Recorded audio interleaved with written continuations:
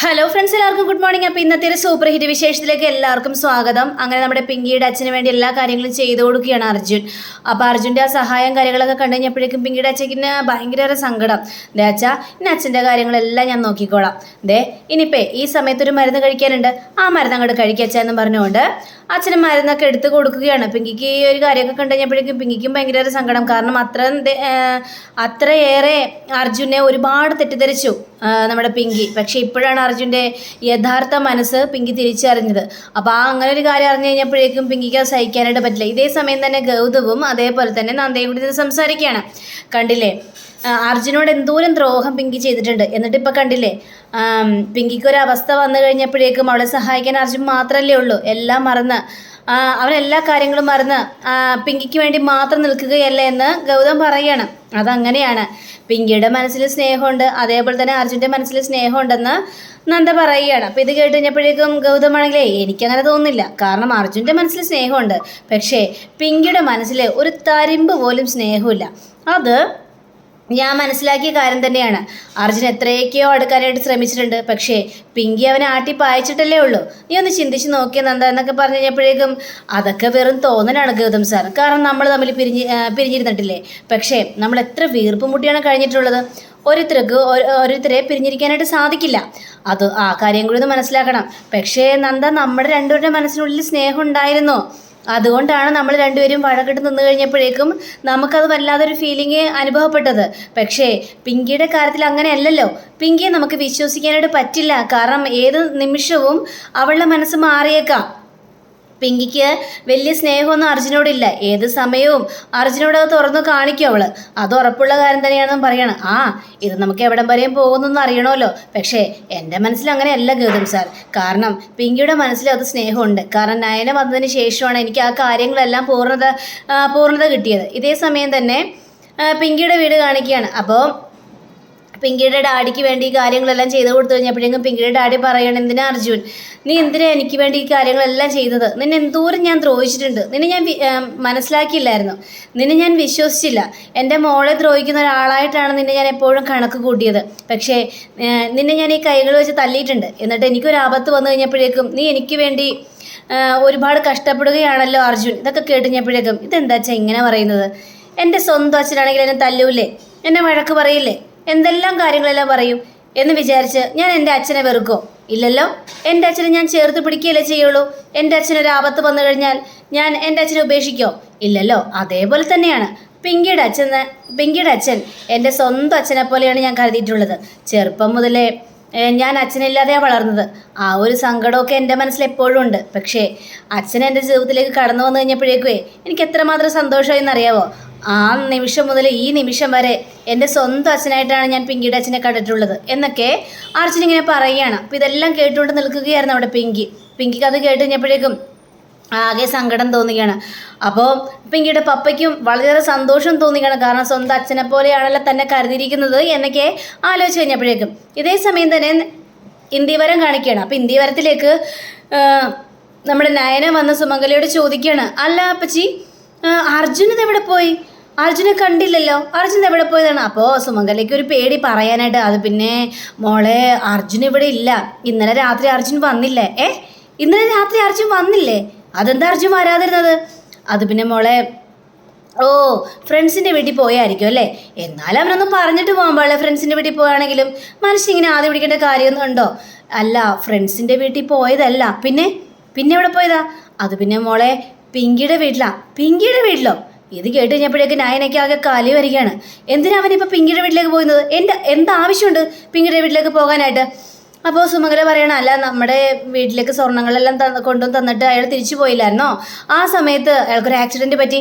അപ്പോൾ അതറിഞ്ഞ് നമ്മുടെ അർജുൻ സഹായിക്കാൻ വേണ്ടി പോയതാണ്. ഈ അർജുൻ എന്ത് ഭാവിച്ചാണ്? എന്തിനാണ് വീണ്ടും പിങ്കിയുടെ മുന്നിലേക്ക് പോകുന്നത്? അതിൻ്റെ കാര്യമില്ലുണ്ടോ? ഞാനൊരു കാര്യം പറഞ്ഞേക്കാം അപ്പച്ചി. പ്രിയംവദയെ വിട്ടുകളയാനായിട്ട് അവന് മനസ്സിലല്ലേ? മോളെ, നിനക്കെങ്ങനെ അറിയാം പ്രിയംവദ എന്നാണ് അവളുടെ പേരെന്ന്? എനിക്കറിയാം. അവൻ്റെ കല്യാണക്കുറിയിൽ ഓരോ വരികളും എൻ്റെ മനസ്സിൽ ഇപ്പോഴും പതിഞ്ഞിട്ടുണ്ട്. ആ വേദന എനിക്കൊരിക്കലും മറക്കാനായിട്ട് പറ്റില്ല അപ്പച്ചി. പ്രിയംവദ അർജുൻ, ആ ഒരു പേര് എനിക്ക് ഒരിക്കലും മറക്കാൻ പറ്റില്ല. കാരണം ഒരുപാട് ഞാൻ മോഹിച്ചതാണ് അർജുനെ. പക്ഷേ പ്രിയംവദയാണ് അവൻ്റെ ഭാര്യ എന്ന് അറിഞ്ഞു കഴിഞ്ഞപ്പോഴേക്കും അവളെ തകർക്കണം, അവളെ എങ്ങനെയും അടിച്ചിറക്കണം എന്ന് മാത്രമായിരുന്നു. ദേ ഇപ്പോൾ അന്ന് ഞാൻ ഭ്രാന്ത് പിടിച്ചൊരവസ്ഥയിലായിരുന്നു. ആ അവസ്ഥയിലേക്ക് എന്നെ വീണ്ടും കൊണ്ട് എത്തിക്കരുത്. ഇപ്പോൾ വീണ്ടും പിങ്കിയുടെ വീട്ടിലേക്ക് പോയിരിക്കണം അർജുൻ. അങ്ങനെ ഒരു അവസ്ഥ എനിക്ക് ഉണ്ടാകരുത് അപ്പച്ചി എന്ന് പറയുകയാണ്. ഇത് കേട്ട് കഴിഞ്ഞപ്പോഴേക്കും സുമംഗലിയാണെങ്കിൽ ഇല്ല മോളെ, ഒരിക്കലുമില്ല, ആ ഒരവസ്ഥ മോൾക്ക് ഒരിക്കലും ഉണ്ടാകില്ല. കാരണം ഞാനല്ലേ വാക്ക് പറയുന്നത്. ഇനി എൻ്റെ അർജുൻ്റെ ജീവിതത്തിൽ പിങ്കി എന്നുള്ളൊരു വ്യക്തി വേണ്ട, പിങ്കി ഇനി വേണ്ട. നീയാണ് എൻ്റെ അർജുൻ്റെ ജീവിതത്തിലേക്ക് വേണ്ടത്. നീയാണ് അവനെ കല്യാണം കഴിക്കേണ്ടത്. അത് ഞാൻ ഉറപ്പിച്ച കാര്യം തന്നെയാണ്. ഞാൻ പറയുന്ന വാക്കുകളെ എൻ്റെ മകൻ കേൾക്കോളൂ.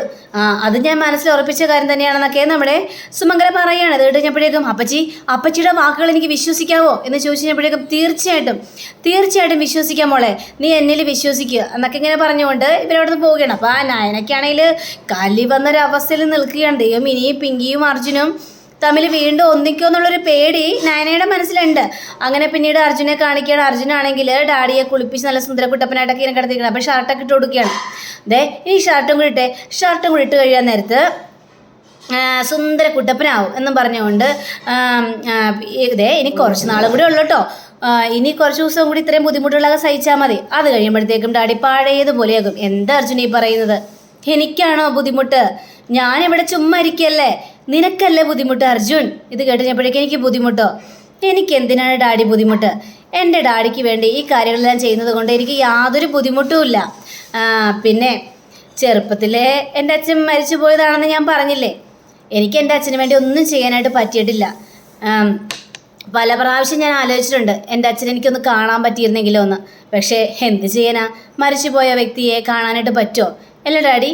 പക്ഷേ ഡാഡി വന്നതിന് ശേഷം ഡാഡിയിലൂടെയാണ് എൻ്റെ ആഗ്രഹങ്ങളെല്ലാം ഞാൻ നടത്തിയിരുന്നത് ഡാഡി എന്നൊക്കെ പറഞ്ഞുകൊണ്ട് അർജുൻ കണ്ണീരോടെ ഇങ്ങനെ കാര്യങ്ങളെല്ലാം പറയാണ്. ഇത് കേട്ട് വന്ന് നമ്മുടെ പിങ്കിക്കും ആകെ സങ്കടം തോന്നിക്കണം. അങ്ങനെ പിങ്കിയുടെ കയ്യിൽ കുറച്ച് ഡ്രസ്സൊക്കെ ഉണ്ട്. ആ ഡ്രസ്സായിട്ട് നേരെ അർജുൻ്റെ മുന്നിലേക്ക് വരികയാണ്. അപ്പോൾ അർജുൻ പിങ്കിയോട് പറയാണ്, പിങ്കി നീ കുറച്ച് നേരം ഇനി ഡാഡിയോടൊപ്പം ഇരിക്കുക, ഞാൻ ഏതായാലും പോയി ഒന്ന് ഫ്രഷ് ആയിട്ട് വരാം. ഇത് കേട്ട് നമ്മുടെ പിങ്കി ആണെങ്കിൽ അർജുൻ ഈ ഡ്രസ്സില്ലേ നമ്മുടെ കല്യാണം കഴിഞ്ഞ ആ സമയത്ത് അർജുൻ വിരുന്ന് വരുമ്പോൾ ഉടുക്കാൻ ഞങ്ങൾ സൂക്ഷിച്ച ഡ്രസ്സാണ്, ഇപ്പോഴും ഇവിടെ ഇരിപ്പുണ്ട്, അതുകൊണ്ട് ഇത് അർജുൻ ഉപയോഗിക്കാം എന്ന് പറയുകയാണ്. അപ്പോൾ ഇത് കേട്ടുകഴിഞ്ഞപ്പോഴേക്കും അർജുനാണെങ്കിൽ താങ്ക് യു എന്നും പറഞ്ഞുകൊണ്ടത് മേടിക്കുകയാണ്. ഏതായാലും നന്നായി, എനിക്ക് ഇപ്പോഴെങ്കിലും ഉടുക്കാനായിട്ട് സാധിച്ചല്ലോ. ഇത് കേട്ട് നമ്മുടെ പപ്പയാണെങ്കിൽ അല്ല അർജുൻ, നിനക്ക് ഞങ്ങളുടെ ഒരു ദേഷ്യമില്ലേ? ദേഷ്യമോ? എന്തിനാ അപ്പ? ഞാൻ നിങ്ങളോട് എന്തിനാ ദേഷ്യപ്പെടുന്നത്? അതിന് മാത്രം ദ്രോഹമൊന്നും നിങ്ങൾ എന്നോട് ചെയ്തിട്ടില്ലല്ലോ, പിന്നെ ദേഷ്യപ്പെടേണ്ട കാര്യം എന്താണ്? പിങ്കി ഏതായാലും എനിക്ക് ഡ്രസ്സ് തന്നല്ലോ, അതിന് വളരെയേറെ സന്തോഷമുണ്ട് എന്ന് പറഞ്ഞുകൊണ്ട് നമ്മുടെ അർജുൻ ഫ്രഷ് ആകാനായിട്ട് പോവുകയാണ്. അപ്പോൾ അർജുൻ ഫ്രഷ് ആകാനായിട്ട് പോയിരുന്ന ആ സമയത്ത് നമ്മുടെ പപ്പ ഈ പിങ്കിയോട് പറയാണ്, നമ്മൾ ഒരുപാട് തെറ്റിദ്ധരിച്ച് അർജുനെ ഒരുപാട് ശല്യപ്പെടുത്തി, പക്ഷേ അതെല്ലാം ഇപ്പോൾ തെറ്റായി പോയെന്ന് എനിക്ക് തോന്നുകയാണ് മോളെ. അതുകൊണ്ട് തെറ്റുകളെല്ലാം തിരുത്തണം, അവനായിട്ട് ഒന്നിക്കാൻ പറ്റുമെങ്കിൽ ഒന്നിച്ചേ മതിയാവുള്ളൂ, കാരണം ഇത്രയും നല്ലൊരു ഭർത്താവിനെ നിനക്ക് കിട്ടില്ല മോളെ എന്ന് പിങ്കിയോട് പറയാണ്.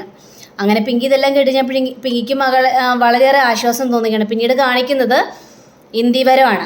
അപ്പോൾ ഇന്ദീവരത്തിൽ സുമംഗല എന്തൊക്കെയോ കാര്യങ്ങളെല്ലാം തീരുമാനിച്ചിട്ട് സുമംഗല സ്വർണ്ണാഭരണ പെട്ടി മുഴുവനും ഈ നയനയുടെ മുന്നിൽ വെച്ചിരിക്കണം. കൂടെ നന്ദയുണ്ട്.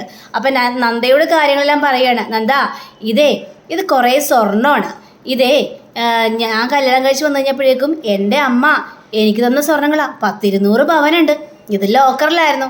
എനിക്ക് സ്വർണത്തിനോടൊന്നും വലിയ താല്പര്യമില്ലല്ലോ. പക്ഷേ അർജുൻ കല്യാണം കഴിച്ചു കൊണ്ടുവന്ന പെണ്ണിന് ആ പെണ്ണിനെ ഈ സ്വർണം കൊടുക്കണമെന്നായിരുന്നു എൻ്റെ ആഗ്രഹം. പക്ഷേ എന്ത് ചെയ്യാം, അവൻ കല്യാണം കഴിച്ച അന്നു മുതലേ ഓരോരോ പ്രശ്നങ്ങൾ ഇങ്ങനെ പോയിക്കൊണ്ടിരിക്കുകയായിരുന്നല്ലോ. പക്ഷേ അതേതായാലും നന്നായി, പിങ്കി എന്ന് പറഞ്ഞൊരു ഒഴിയാബാധ അവൻ്റെ ജീവിതത്തിൽ നിന്ന് ഒഴിഞ്ഞു പോയല്ലോ, അതിനെ മഹാഭാഗ്യമായിട്ട് ഞാൻ കരുതുകയാണ്. ഇനിയിപ്പോൾ ഈ സ്വർണ്ണാഭരണങ്ങൾ മുഴുവൻ ഞാൻ അയനക്ക് കൊടുക്കാനായിട്ട് പോവുകയാണ്. ഇത് കേട്ട നന്ദിയാണെങ്കിൽ അമ്മായി എന്തൊക്കെയാണ് പറയുന്നത്? അതെ, ഞാൻ പറഞ്ഞ സത്യം തന്നെയാണ്. ഇനി ഈ സ്വർണ്ണാഭരണങ്ങൾ മുഴുവനും നയനയ്ക്കാണ്. നയനയാണല്ലോ ഇനി അർജുൻ്റെ ജീവിതത്തിലേക്ക് വരാനായിട്ട് പോകുന്നത്. അപ്പം നയനയാണെങ്കിൽ ഈ സ്വർണത്തിൽ തന്നെ ഇങ്ങനെ കണ്ണും മെഴിച്ചിങ്ങനെ നോക്കി നിൽക്കുകയാണ്. അപ്പോൾ നയനയുടെ ആ മുഖഭാവമൊക്കെ മാറുന്നത് നമ്മുടെ നന്ദി ശ്രദ്ധിക്കുന്നുണ്ട്. കാരണം ഇവൾക്ക് സ്വർണത്തിനുള്ള താല്പര്യം, അതിനു വേണ്ടി തന്നെയാണ് അർജുനെ കല്യാണം കഴിക്കാമെന്ന് ഇവള് പറഞ്ഞതും. അപ്പോൾ നമ്മുടെ നന്ദ പറയാണ്, അമ്മായി ആലോചിക്കണം കേട്ടോ, ഇതൊക്കെ ആലോചിച്ച് വേണം തീരുമാനങ്ങൾ എടുക്കാനായിട്ട്. ഇത് കേട്ട നയനക്ക് കലി വന്നിട്ട് നീ എന്തെങ്കിലും കയറിയ അഭിപ്രായം പറയുന്നത്? അപ്പച്ചി എന്താലോചിക്കാനാണ്? അപ്പച്ചി എല്ലാം ആലോചിച്ചിട്ട് തന്നെയാണ് തീരുമാനം എടുത്തത്. നിന്നോട് ഞാൻ ചോദിച്ചില്ല. ഞാനിവിടെ സംസാരിച്ചുകൊണ്ടിരിക്കുന്നത് എൻ്റെ അമ്മായിയോടാണ്. അതിനിടയിൽ കയറി നീ സംസാരിക്കേണ്ട കാര്യമൊന്നുമില്ല. നിന്റെ മനസ്സിലിപ്പോൾ എന്താണെന്നൊക്കെ എനിക്ക് നന്നായിട്ട് തന്നെ അറിയാൻ നയന. അതൊന്നും ഇവിടെ ചിലവാകില്ല. ഇത് കഴിഞ്ഞപ്പോഴേക്ക് നന്ദ, നീ ഇതിലിനി കൂടുതൽ അഭിപ്രായമൊന്നും പറയാൻ നിൽക്കണ്ട. ഞാൻ മനസ്സിൽ ഉറപ്പിച്ച കാര്യം തന്നെയാണ് ഈ സ്വർണ്ണങ്ങൾ മുഴുവനും നയനക്ക് കൊടുക്കാമെന്ന്. മോളെ നയന, നീ ഈ സ്വർണ്ണങ്ങൾ മുഴുവനും സന്തോഷത്തോടെ മേടിക്കണം. ഇത് കേട്ട് നയനയാണെങ്കിൽ സന്തോഷം കൊണ്ട് മതി മറന്നൊരവസ്ഥ. അപ്പോൾ നയന പറയാണ്, അപ്പച്ചി, ഞാൻ അപ്പച്ചിയുടെ നല്ലൊരു മരുമകളായിരിക്കും, അർജുൻ്റെ നല്ലൊരു ഭാര്യ ആയിരിക്കും ഞാൻ. ഇത് കേട്ട സുമംഗലയാണെങ്കിൽ അങ്ങനെ വേണം മോളെ. പക്ഷേ പിങ്കിയെ പോലെ ആകരുത്. പിങ്കി ഒരിക്കലും എൻ്റെ മോന് മനസ്സമാധാനം കൊടുത്തിട്ടില്ല. ആ മനസ്സമാധാനം മുഴുവനും ഞാൻ കൊടുത്തോളാം അപ്പച്ചി എന്നിങ്ങനെ പറഞ്ഞ് ഈ സുമംഗല സ്വർണ്ണം എടുത്ത് നമ്മുടെ നയനയുടെ കയ്യിലേക്ക് കൊടുക്കാനായിട്ട് തുടങ്ങിക്കഴിഞ്ഞപ്പോഴേക്കും ദേ വരുന്നു ഗൗതം. ഒരു നിമിഷം അമ്മായി എന്ന് പറഞ്ഞുകൊണ്ടാണ് വരുന്നത്. എന്താ ഗൗതം, ഇനി നിനക്കെന്താ പറയാനുള്ളത്? അമ്മായി, ഇപ്പം ഇവിടെ ഒരു തീരുമാനം എടുത്തിരിക്കുകയല്ലേ, അർജുൻ്റെ ഭാര്യയാകാൻ പോകുന്ന പെൺകുട്ടിക്ക് ഈ സ്വർണം കൊടുക്കുമെന്ന്. അതെ, അത് തന്നെയാണ് തീരുമാനിച്ചിരിക്കുന്നത്. പക്ഷേ അർജുൻ്റെ ഭാര്യയാകാൻ പോകുന്ന ആൾക്ക് യോഗ്യതയുണ്ടോയെന്ന് അറിയണ്ടേ? അതെന്താ ഗൗതം നീ അങ്ങനെ പറഞ്ഞത്? നയനയ്ക്ക് യോഗ്യത ഇല്ലെന്നാണോ നീ പറഞ്ഞു വരുന്നത്? ഏയ്, ഒരിക്കലുമില്ല, അങ്ങനെ ഞാൻ പറഞ്ഞില്ലല്ലോ. പക്ഷേ ചില ക്ലാരിഫിക്കേഷനൊക്കെ നടത്തേണ്ട കാര്യമുണ്ടല്ലോ അമ്മായി. അതുകൊണ്ട് ചില തെളിവുകളുമായിട്ടാണ് ഞാനിവിടെ വന്നത്. തെളിവുകളോ? എന്ത് തെളിവുകൾ?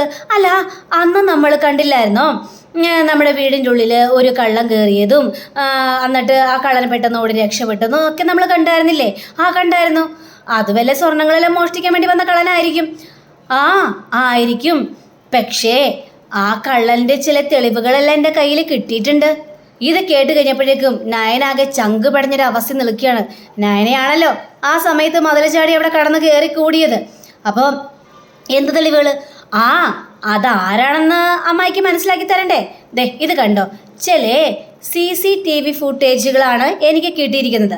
അതേതായാലും അമ്മായി ഒന്ന് നോക്കിക്കഴിയുമ്പോഴേക്കും കാര്യങ്ങളെല്ലാം മനസ്സിലാകും എന്ന് പറഞ്ഞുകൊണ്ട് ആ CCTV ഫുട്ടേജ് ഇതെല്ലാം കാണിച്ചു കൊടുക്കുകയാണ്. അത് കണ്ടത് അവർ ഞെട്ടിപ്പോയി.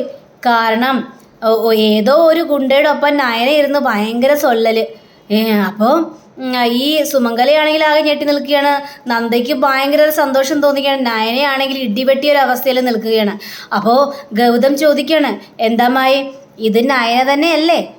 എന്താ നയന, നിനക്ക് നിഷേധിക്കാനായിട്ട് പറ്റുമോ? അപ്പം നമ്മുടെ നന്ദ സംസാരിക്കുകയാണ്, അതെ, ഇത് നയന തന്നെയാണ്.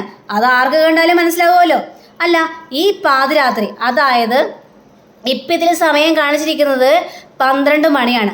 12 മണിക്ക് ഇവള് ആരോടാണ് സംസാരിക്കാനായിട്ട് പോയത്? അങ്ങനെ എന്തെങ്കിലും കാര്യം സുമംഗലപ്പച്ചിയോട് പറഞ്ഞായിരുന്നോ എന്ന് ചോദിച്ചപ്പോഴേക്കില്ല, എന്നോട് ഞാനൊന്നും പറഞ്ഞില്ലല്ലോ. പറഞ്ഞില്ല. അപ്പം ആരോടൊന്നും പറയാതെ ഈ വീടിൻ്റെ ഉള്ളിൽ നിന്ന് ഇറങ്ങിപ്പോയി ഏതോ ഒരു ചെറുപ്പക്കാരനോട് രാത്രി 12 മണിക്ക് ഇങ്ങനെ ഡിസ്കസ് ചെയ്യണമെങ്കിൽ അതിലെന്തെങ്കിലും കാര്യം ഉണ്ടാവണ്ടേ അമ്മായി എന്ന് സുമംഗലയോട് ചോദിക്കുകയാണ്. ഇത് കേട്ട് കഴിഞ്ഞപ്പോഴേക്കും നയനയ്ക്ക് എന്തു പറയണമെന്ന് അറിയാൻ പാടാത്തൊരവസ്ഥ. അപ്പം അങ്ങനെയും കാണിച്ചുകൊണ്ടാണ് നമ്മുടെ ഇന്നത്തെ റിവ്യൂ ഇവിടെ അവസാനിച്ചിരിക്കുന്നത്. അടുത്ത റിവ്യൂവിനെ കാത്തിരിക്കുക, സബ്സ്ക്രൈബ് ചെയ്യുക. എല്ലാവർക്കും നല്ലൊരു ദിനം ആശംസിച്ചുകൊണ്ട് തന്നെ നന്ദി, നമസ്കാരം. Thank you. See again. By.